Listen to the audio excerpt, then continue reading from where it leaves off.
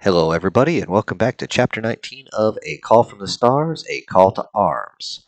Point of view: Admiral Popp, leading the invasion fleet against the Sniffs. This is for the record, as we will be making a detailed timeline of what is expected for the rest of the invasion. Given our first encounter with the enemy has gone over quite well, and we were able to take the fleet in and lose almost no ships, and our losses on the ground were minimal.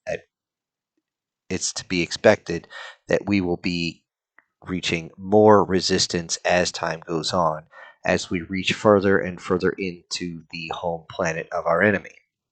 However, this is also to understand that they will have to reposition fleets away from other areas of their solar systems and reinforce, as we will not be trying any flanking maneuvers, and we will be trying to goat their main battleships into our guns.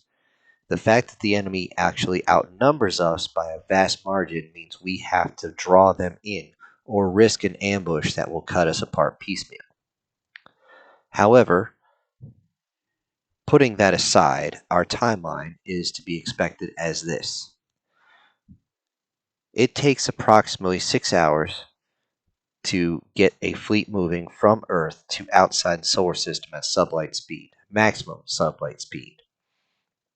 It will take anywhere from 6 hours to 12 hours if we are trying to keep the flotilla together.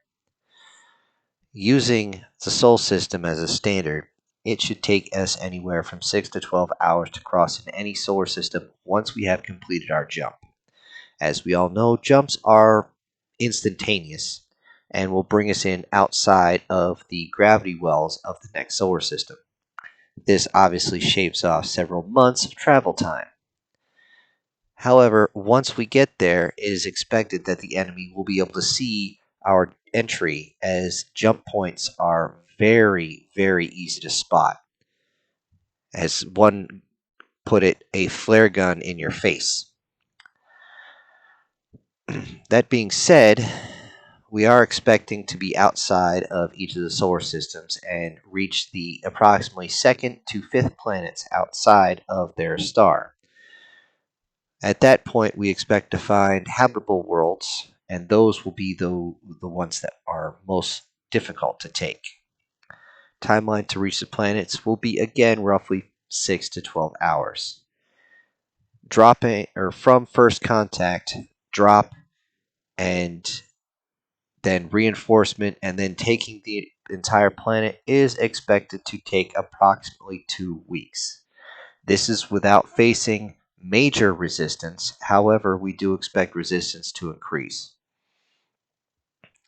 Once we take a planet, we need to pull everything together and find out what infrastructure needs to be rebuilt and who the planet belongs to. We have found with our dealings with our new lizard allies that, shockingly, or I should say, not shocking anyone, that almost every single one of their planets is stolen. Unfortunately, we have found out that a few of the planets have totally annihilated the sapient species on them. Either that or shipped them to worlds outside our invasion corridor. This is unfortunate, but we are not in the process of taking out the entirety of their hegemony. We are here to break through and head straight for their home planet to force a surrender, if that is all possible. However, a bonus as far as recovery of the planet is our new lizard companions. We have not yet found a exosuit capable for them to jump with our men. However, their technical expertise is amazing. We have found that their spatial recognition is outstanding, and that even though they do have talents for hands, they are very good at repurposing and rebuilding. However, we have found out that they are very, very limited in their ability to fight. This is strictly due to the reasons that they are physically incapable of using our weapon systems. As seen in the video prior to this briefing, firing even one of our weapons, even in full armor, has sent one of our lizard compatriots into the ICU, and they almost lost him. It is to be noted he was laughing the entire time. However, it is not to be understated the damage to his body. However, for us to maintain a high level of proficiency with them, we must feed them much more than we already have. It is easy to tell the health of a lizard by the girth of their tail. When we found them, they were on the edge of starvation, and they have not yet got to 100%. It is also of note that there are very few males, and the females are a non aggressive type. It is to be very well noted that even though they do have fangs, they do have claws, and they do have a tail once built up strong enough to launch a standard human across a room, they are not a violent group. The males are barely violent enough to keep up with our standard infantry. It is also to be noted that a few outliers have actually insisted that they simply been given breathing masks and some of our blades as they are able to maintain them and also use them quite proficiently. They do move very quickly and actually do have heat sensors that are, to put it simply, everyone, are much better than anything we have in the synthetic level.